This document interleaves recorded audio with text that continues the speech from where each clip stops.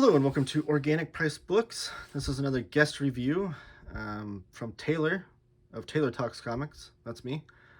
And today we're going to be talking about the Peter Parker Spectacular Spider-Man Omnibus Volume 1. You can get this from Organic Price Books currently for $83. Carries a cover price of $125. So for $83 plus, if you want to save an extra $2, you can use the promo code Taylor Talks Comics and save an extra $2 off that, so get it for $81. And that using that promo code helps support me as well, and I appreciate that. So this omnibus is awesome because it's the first time that the Spectacular Spider-Man comics have been this run of the Spectacular Spider-Man comics have been collected in an oversized format, as well as the fact that it fits nicely between these volumes. So you have Volume 5 of the Amazing Spider-Man Omnibus. Halfway through this volume, about page 442, I would say, is when this series begins. This is a spin-off series that also worked monthly in tandem with this one. Now, it didn't work in such a way to where you have to go back and forth between these books. You don't have to do that. I would recommend just reading all of this and then starting with this one. But it is cool that it works right after, or with this one. And then over here, this acts, the Spider-Man by Roger Stern omnibus, starts where this one left off. So this one collects issues of the Spectacular Spider-Man 1 through 42, plus annual number 1, the Amazing Spider-Man annual 13, and Fantastic Four 218. Well, the Spectacular Spider-Man 1 through 42 is what's collected in here. This book by Roger Stern starts off with Spectacular Spider-Man 41 through 61. Or 43, I'm sorry, 43 through 61. So this one ends with issue 42, 43 picks up here. So if you have these three, it works really in tandem with each other. Now this one isn't necessary for this, but if you're a big Spider-Man fan, then of course you're probably going to already have that or picked it up. These are really the ones that work together because it is that series, Spectacular Spider-Man issues 1 through, 61? 1 through 61. It's all collected in these two volumes, plus some other stuff. Now, this does carry a Volume 1 listing there, so let's talk about that. Let's open this up and move the camera down into kind of a microscope mode here, so I can really show off this book. All right, so the Spectacular Spider-Man Omnibus, Volume 1. Let's look at this book. I'm going to explain what this is, what makes it so great, and all that jazz. So here's the spine of the book. You get an image of Peter Parker on this one. This is the standard edition. The DM variant had the Moon Knight cover on it, and then on here I think Spider-Man's on the spine. So this one has Peter Parker, which I kind of like because this series, the point of this series was to highlight Peter Parker's personal life a little bit more and not so much the Spider-Man antics. But you get the Marvel Omnibus banner there, the Spectacular Spider-Man, and then down here you have Mantlo, Espacima, and Mooney. The credits, and then on here you get the back cover that you're used to with this era of Marvel omnibuses where they carry all the covers collected in the book, as well as the what it collects here. It's rated teen from Marvel. And then the book itself, it says the Spectacular Spider-Man Omnibus on the front. The spine is exactly the same. And then the back you get this really cool image of Spider-Man, which I think is the same image that was on the newer printings of the Amazing Spider-Man omnibuses. Opening here, you got black end papers. You got the an image of Spider-Man right here. And I don't know if you can notice on camera, it does have thin paper to it. So you can already see like the next image bleeding through there. Like those two white spots on the camera are the eyes on this next page. So it does have some thin glossy paper, unfortunately. But once you get into the comic with full color pages and stuff, it's not so noticeable. It's only when there's a lot of white on the page that you notice it. But there's the title page. And then you get this image here with the credits here. Corey Settlemeyer, Nickel Design Works, Jeff Youngquist, David Gabriel, and C.B. Sobolski. And then here's the credit pages. It tells you all the writers that worked on the book, all the pencilers. And you'll see some big-time names in here. So Sal Buscema does a lot of the work, does a great Spider-Man. I love his work. And then Jim Mooney. But then you also get Mike Zeck, Frank Miller, JRJR, Rich Buckler, Walt Simonson, John Byrne, Keith Pollard. So many great artists in this book, and that's what truly makes this collection great. Then you get the great table of contents here, where they tell you each issue with the date that the issue came out and the page numbers.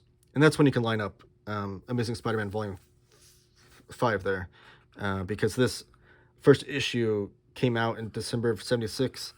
That's when one of the issues there came out around page 400 there in that omnibus. And you get an introduction by Ralph Macchio, not the Karate Kid, but the editor from Marvel, talking about why the series came to be and what made it so great, and the highs and lows of doing a spin-off Spider-Man comic book. Because at this time, here's the first issue here. At this time, the only spin-off title that Spider-Man had was the Marvel Team Up, which was a comic book where every month Spider-Man teamed up with a different character. So one month he'd be teaming up with, I don't know, the Fantastic Four, and then the next month with the Hulk, and then the next month with Captain Marvel, and that kind of thing. This was meant, and it does keep the letters pages in here, which is, I always love. This here is just a column, I think. Oh, because this was the first issue, so they didn't have letters going here yet. But I love the letters pages. They're such a great, the way I described it, it's kind of like reading Twitter back in the 70s, because it's really how people reacted in real time to these issues. Here's some Fighting Kraven the Hunter. Just really great artwork. And Sal Buscema did a great job of fitting in the Marvel house style that was implemented by John Romita Sr. But this is, for my money, some of Sal Buscema's best work. I think John Buscema is, like, obviously of the two, is the super popular one, but Sal Buscema's work in here was just so dynamic. So here's one of the letters pages. This looks like they're trying to come up with a name for the letters column, so people are sending in names. And I always look at reading through the names to see if there's any famous cartoonists or comic book artists or writers that used to write letters to Marvel, and you'll find some sometimes. Or even people that didn't work in comics, like George R.R. Martin was a big-time letters writer to Marvel back in the day. So this series was really made to, like I said, highlight Peter Parker's personal life, which I think on paper sounds kind of boring, but it's really great to explore that, because, I mean, one of the things that made Peter Parker, or Spider-Man itself, was so great was Peter Parker and the struggles that he had to make ends meet, to please everyone around him. He's truly a tragic character for his struggles, and a lot of that has to do with him underneath the mask. But don't make that, I mean, you can see clearly just from the art I'm flipping through, you still get plenty of Spider-Man action. There's no shortage of that. And eventually this became like a tryout book for, like, Amazing Spider-Man was still like the headliner that everyone wanted to work on. Well, if you wanted to work on Spider-Man, first they would give you some issues of Spectacular to try out, and then you'd maybe make your way up to Amazing Spider-Man eventually. So some of the highlights I want to show off here is, first, let me see. She's 27, 28, 495. Is that this book has so many cool things in it. Like, I showed you some of the names of the artists that worked on here, and I think the coolest aspect is, in regards to that, is that you get some of the earliest Marvel work from a Frank Miller. You get 2 issues from him, if I can get to it, right here. So this cover is by, looks like Dave Cockrum. So that's not Frank Miller. Frank Miller does the interiors, though. He's the guest penciler. Bill Mantlow's on the writing. And These 2 issues were included in the Frank Miller Omnibus, Marvel Omnibus, or Marvel Universe by Frank Miller, I think is what it's called, which is a great omnibus, by the way. I know people kind of give those types of omnibuses flack, but I really like that one. But these are included in here. And it's just so cool. This wasn't the first issue Frank Miller did. I think the first issue Frank Miller ever did for Marvel was a John Carter issue.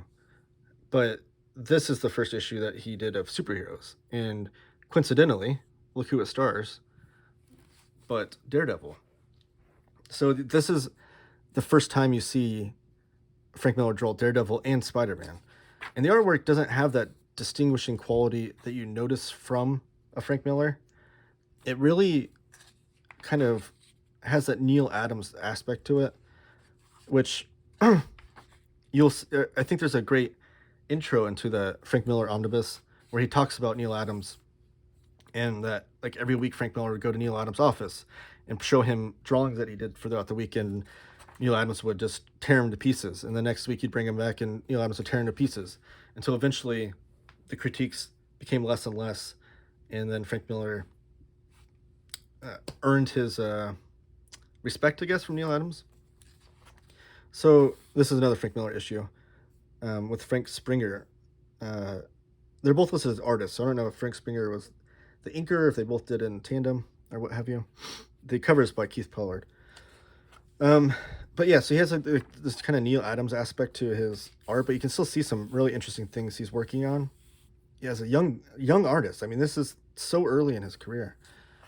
And then he eventually develops into that signature Frank Miller style that we all know and love. Similar thing happened to Bill Sienkiewicz. Bill Sienkiewicz, if you read those early Moon Knight issues, had a very distinct Neil Adams style, and then eventually developed his own style, which is, again, we all know and love. So I just love that about, like, Neil Adams really took these guys under his wing and was like, you have to learn the basics before you can start to break the rules. You have to learn the rules before you can break the rules as far as art goes. And you can see that, apparent here. So it's one of the cool 2 issues I wanted to show off. And then you also get, let's look at JRJR. So issue 39 to 98. That's why I love the table of contents for things like this. Oh, it also includes in between this. So this collects the first 3 Marvel Masterworks of Spectacular Spider-Man, and in between where the Masterworks would fall, they include the introductions that those Masterworks had. So that's cool too.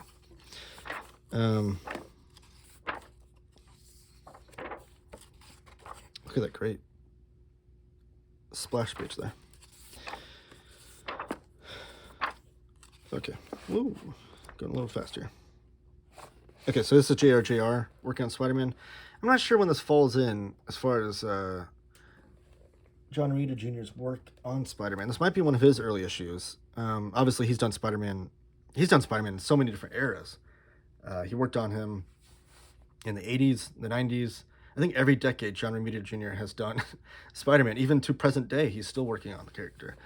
So this, I don't know, someone correct me in the comments, but this might be his first issue of doing a Spider-Man comic. Maybe he did a couple amazing issues, I don't know, before this. But I love John Romita Jr. I'm a big fan of his artwork. So dynamic. Has like a real Jack Kirby energy to it.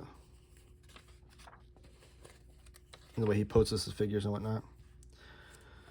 So, yeah, you just get a lot of great work in here throughout. But so many fun stories, too, with, like, not your A-list villains. I think, who's artwork on this one? Frank Springer. Oh, this looks like a real Neil Adams image there. With some great silhouette work there. Awesome. So many great stories with some, like, C and D list villains, which I always think is fun. I mean, of course, I love seeing Spider-Man, trade fisticuffs with Green Goblin and Lizard and Dr. Octopus and whatnot. But some of these C and D list villains are just, like, ridiculous and fun to look at. So I love that. That's kind of what this is. It's kind of like you dive deeper into Peter Parker's personal life as well as see him fight these ridiculous C and D listers. This one obviously is mixing up with some X-Men. Ghost Rider, Hercules there. So that's the fun of it, but also includes some great artwork, includes some great letters pages. It's a historical document, and just a fun book. So yeah, you can buy it for $83 on Organic Price Books, and use Taylor Talks Comics in the promo code box to save an extra $2 on that. But yeah, thank you for watching this video. Comment below, like and subscribe. On all the videos I do for Organic Price Books, I always try to run through the comments and talk to people to hear their thoughts. So like having conversations about comics down there. And again, this was Taylor from Taylor Talks Comics with Organic Price Books. Shop for your comics there. They always package them with love and care, and have the greatest customer service in comics. Thank you.